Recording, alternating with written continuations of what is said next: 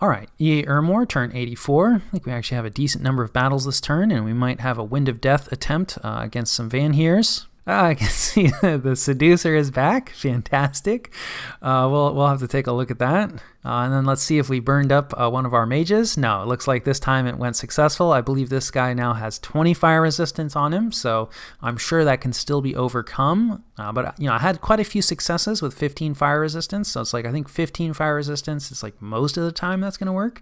And maybe 20 fire resistance is very, very unlikely. We'll have to see. Also, perhaps a questionable use of fire gems, but fire gems are worthless anyway, everyone says. Bringing in mechanical men, teleports, some remote site searching, which we miss with, a little bit of regular site searching that also misses, and then just a whole grab bag of different battles. So let's see our loyal augur. Let's see if he's going to be rewarded. I think, is this the same Seducer? This might be a new Seducer. And I think this might be on our main army, which would be a bit sad. I'm not actually sure where this is. And he actually has he's the leader of a communion. I wonder this might be the guys that are about to try to recapture a province, which would be very sad. So Body Ethereal, actually not a bad choice. And, we do have Pillar of Fire research now, but, still, it's just a guy in robes and he gets trampled by an ice elemental. So that is unfortunate. We will have to do some mind hunting. In fact, let's just take a quick look and see what magic resistance we're up against. Only 16. I mean, that's not low, but it's not high. Certainly something that we could mind hunt, and I do think is worthwhile. So we will definitely be sending some mind hunts this person's way. And then here we are attacking against AI Ubar, and potentially a lot of province defense. No, not really. So I think we'll be able to come away with this without any losses. Let's just double check. No losses. Surprisingly little province defense from the AI. Possibly Burden of Time is, hurting them more than I would have expected it to. They also haven't owned that province for very long, so maybe it takes them a few turns to really build it up. And then, this is the trolls, I think. And we'll see about this. A bit of a nut squad here. I think we're going to make some fire elementals. Some skeletons. It'll be fine. These guys actually have a weakness to fire. So the fire elementals are going to be even more effective than normal. And then, of course, we're going to, spam out some fire evocations. Probably actually didn't need 2 fire elementals there, but trolls against dudes in robes is always a little scary. So I don't think we lost anything there other than, research. But our research is at least in a decent place. Okay, so we're getting attacked twice by Russ. Okay, this is probably the white mage? No, okay. So we've seen these long dead horsemen kind of on our border for a few turns, and I hadn't really discussed them. And it looks like, he's decided that time to raid Ermor. And sure, fair enough. we don't really have too much here to resist him. But our forts are not empty. We have some forts nearby. So we should be able to respond to this. That is definitely plenty of long dead horsemen. So that demands respect. But with just the one commander, we might even be able to get away with some mind burn or stuff like that. I think possibly the long dead horsemen are mindless. Let's take a look. Right. So they're mindless. So that means that they can't be targeted. By things like mind burn, which means there's only one fellow on the field that can be targeted. He has only 2 hit points, so we should be able to snipe the commander of this group pretty easily. So I'm not too worried about that attack. Russ, is down to it, so I think they're just throwing what they have. Okay, this is the white mage. We have a bit of province defense here, but the main thing is we have this person who's going to attack for 1 round to move forward, hopefully get in range. And it looks like I was expecting the white mage to, and here comes the dust to dust. I was expecting some more buffing from the white mage. We missed with the dust to dust, of course, but we have quite a few of them scripted. And we miss again, but, he'll get in range. Hopefully we don't put ourselves to sleep. We're kind of right on the edge, so, we'll see how this goes. Okay, I think it was that last dust to dust that got him. Actually, no, we didn't get him. I forgot. That guy, he had a Ring of Returning on, so somebody must have gotten some chip damage on him, and then he just, popped back home. But, we'll take that result. I don't really want to lose provinces. And then, okay, this is our raid that potentially got messed up by that seduction attempt. But no, it looks like that seduction attempt happened somewhere else, so this communion is still viable, and, 1 fire elemental is definitely going to beat some militia. We even have some bodyguards to make that less scary. What? Okay, guess we will be watching this. Militia. Really struggling, honestly, with militia these last couple turns. I mean, Is it just a situation? Sometimes the fire element or the elementals in general, I think, seem to be set to like attack rear. So like, yeah, and I guess, there's enough militia here that some of them go around the fire elemental. Yeah. But I mean, we have some bodyguards, like perhaps not enough bodyguards, but like, the normal, of course, right. Killing ourselves with our own, fire communion. So, yeah, I've talked about the terracotta soldiers. Maybe try to mix in some like resist fire spells on the mages themselves, because obviously you can see that the mage, he killed himself with that flame eruption. That said, like the fire elemental is already coming out relatively late in the script, so I'm not sure we really have room for another spell. But anyway, yeah, fire communions. Sometimes they kill themselves. Fantastic. But that's just how it goes sometimes. So yeah, that was kind of painful. And then Niflheim is attacking Russ somewhere. Not sure where this is. Okay, this is near Helheim. This is a little annoying actually. This just got raided away from us. I think this is the same province where we bumped. I think it was actually this same werewolf thug. So I think he's just been kind of hanging out. He is stealthy, or actually I thought they were stealthy. I think they can actually change into like a stealthy wolf form. I'll have to take a look and double check. But regardless, this is kind of problematic if this is where I'm thinking. And of course, like, yes, he can take one province defense. Let's just double check, because I would never be wrong about the result of a battle.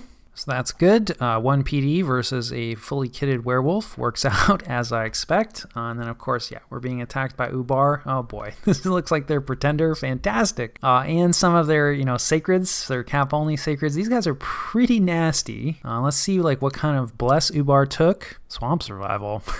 That's an interesting choice. Not sure about the dark vision either. Don't these guys? Yeah, they have spirit sight. Otherwise, looks like, full resistance suite, 10 across the board. As Ubar blesses go, I feel like this probably isn't too scary. Not that I'm an expert, haven't played Ubar. Obviously, this is going to be able to take out our one province defense. This is unfortunate, though, and kind of significant, because I think this is now our only retreat route. Well, was our only retreat route for our army that's making the assault, although actually I think they can retreat to the province that the fortress is in, so yeah, actually not as bad as I thought. But this definitely is going to be a bit of a problem. Quite a few gems, as far as like the kitting goes, not super scary, but still like 30 protection on 129 hit points with pretty good skills. This is going to be a problem, not that I would ever struggle with super combatants. That said, the magic resistance is a bit on the low side, so yeah, that's probably how we'll go after that. And then there's a battle in Russ, so this could be important, or it could just be a ping. Oh yeah, no, it looks like it's important. So Niflheim is definitely going to win this, because it looks like Russ did not choose to patrol with everything, right? They just have a little bit of chaff to help eliminate scouts and things like that, and then quite a bit of province defense, but it looks like, for whatever reason, they didn't feel that trying to utilize this was the best play. They might be interested in that choke point for their walls. Like that said, I mean, Niflheim definitely has brought a lot of stuff, and the giants definitely will struggle to fit through that gap. But this, as armies go, like this isn't that massive. And I mean, I think Russ actually like outnumbers Niflheim, right? They have a pretty large stack in their capital. So kind of an interesting decision to abandon the province defense and utilize the walls. But, Russ is a good player, so I'm sure they know what they're doing. Let's just take a quick look at this Niflheim army. Obviously, we've seen a lot of these components, right? Elemental royalty probably set up, yeah, more or less in caster mode. A ton of gems, right? Like, yeah, also caster mode here. Also, we have some blood summons, right? So we have, yeah, some of the demon lords, I think. I'm much less familiar with these guys. It looks like they have been set up as like thugs. So yeah, these guys will be going into melee combat from the look of it. And like, yeah, they're looking fairly scary, and like, plenty of mages here to support. So yeah, this is a real scary force. And once it's finished with Russ, assuming things work out for it, it may turn and come at us. So we'll definitely continue to scry on this province, because we would like to see that battle. And then we have the most important battle, at least for us this turn, at the Fortress of Helheim. So let's see if Russ decided to gateway anything in. No, they did not. So yeah, this is just an empty fort, and we should be able to take that. Famous last words. Hey, no losses. So yeah, that went pretty well. Actually, probably should check real quick to see if we burn gems. I sure hope not. But, Those mages, they like to use their gems, and this battle probably lasts long enough that it doesn't look like there's any gem usage so far. You know, we are making a lot of skeletons. We have so much stuff. Like, surely they don't need to use the gems. Yeah, it doesn't look like we have any gem usage, which is nice, because we don't have a ton of those. And then, of course, we get attacked by some Illwinter-related things. It's the special monsters. Interesting. This is a bunch of dire wolves and a Jotun wolf.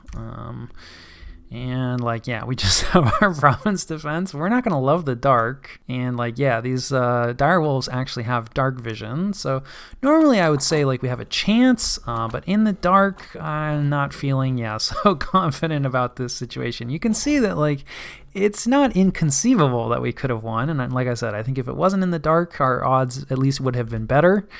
But yeah, unfortunately, one of our forts got locked down. Although it seems like when these special monsters take a fort province, they just disappear rather than putting it under siege. So we'll have to double check. But yeah, let's see. There are some unexpected events. Fantastic. A Robin Hood type fellow who we're going to have to get rid of, because I think eventually this will result in another revolt. It's unfortunate because this is near where our Augur Communion just eliminated itself. So it would have been nice to try to use them against this, but we'll have to figure something else out. And then let's see. Okay, yeah, one of our researchers was cursed. That is fine. And, you know, there's some brigands, some unrest. No problem. We do discover some scouts. So we eliminate a Niflheim scout, which is good. This is on top of our throne on the border. So yeah, we would like to remove his vision on that area as soon as possible.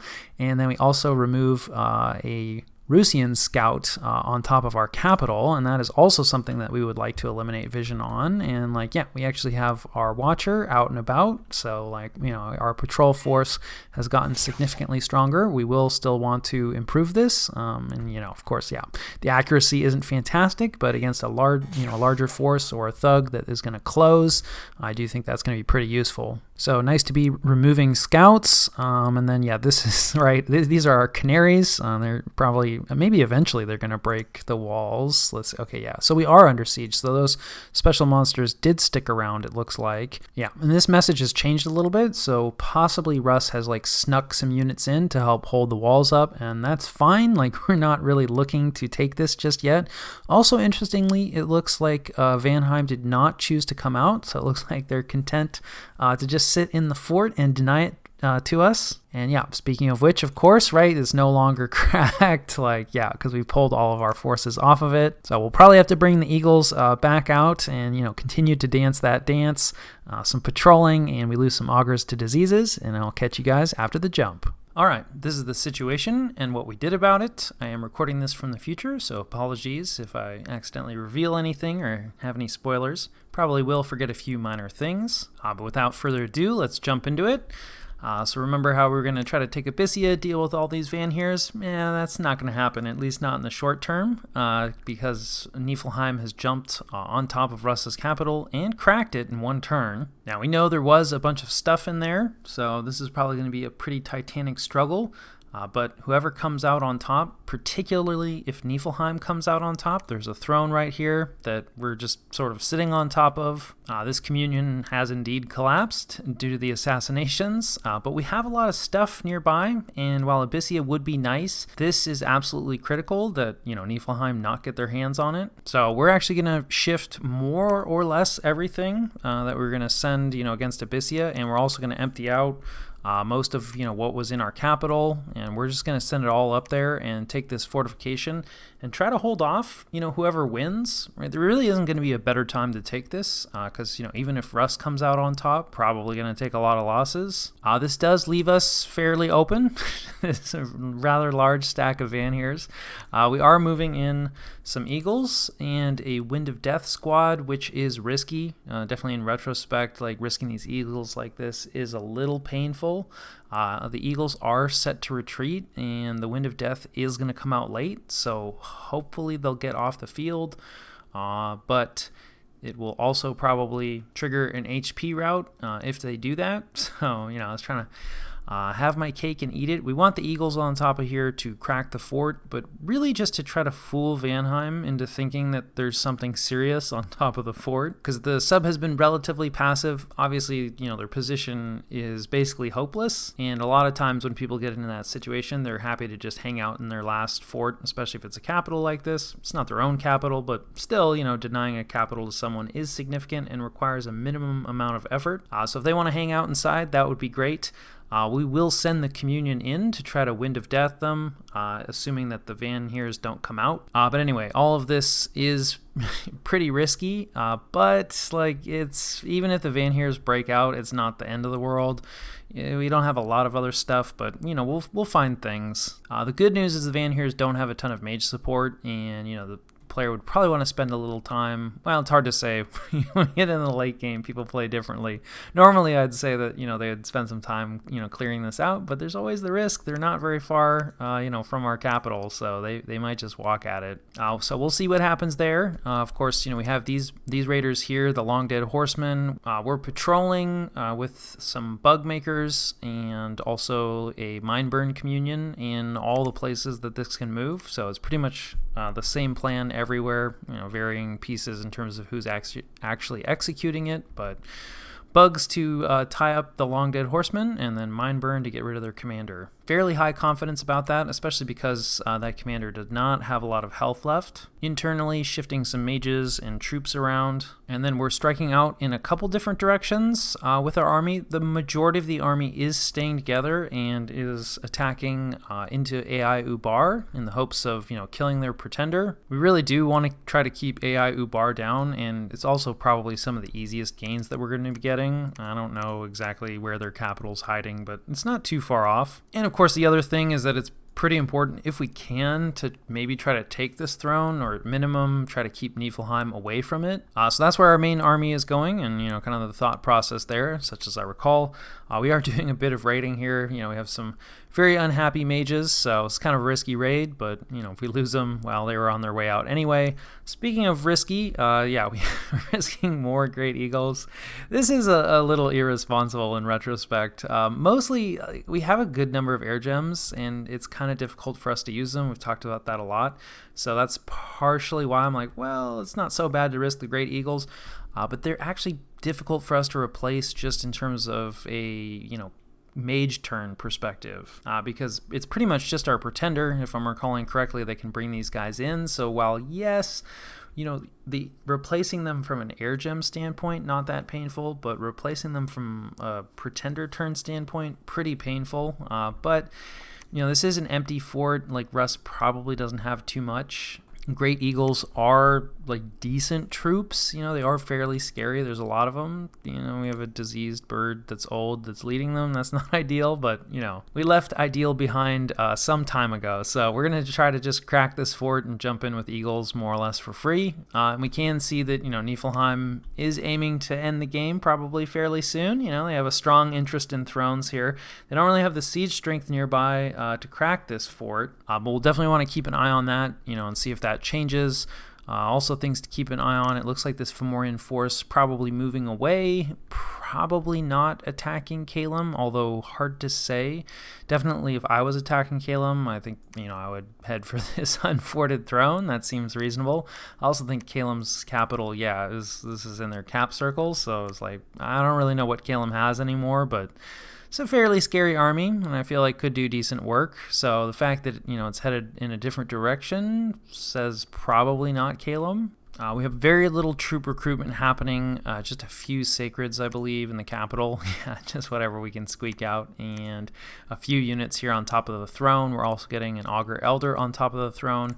We don't quite have full mage recruitment. We're missing a mage here, and probably, another Augur Elder here, but mostly just Augurs, who of course, are cheaper and, perhaps a little more expendable. We are recruiting indie mages still. who have the advantage of being a little more survivable. And then in terms of research, we're going for Conjuration 8. I really can't explain this one in retrospect. Probably thinking like Fairy Court. We do have air caster problems, and Fairy Queens are air 3, and there's other useful spells here definitely, but 40 nature gems, we do not have 40 nature gems, not even close. So that would be nice to have, but not that realistic. Thaumaturgy 7, I feel that probably should have been prioritized. We don't have a lot of Nature 3 casters, but we have some, and Charm is definitely a relevant spell. So there'll still be a few turns before we get this. It'll actually be 2 turns before we even get Conjuration 8, which is queued up first, but that's where our research is at. Also of note, and I don't think I realized this for a few turns, so you'll probably hear about this again, had not gotten in a good habit of always checking the global enchantment situation.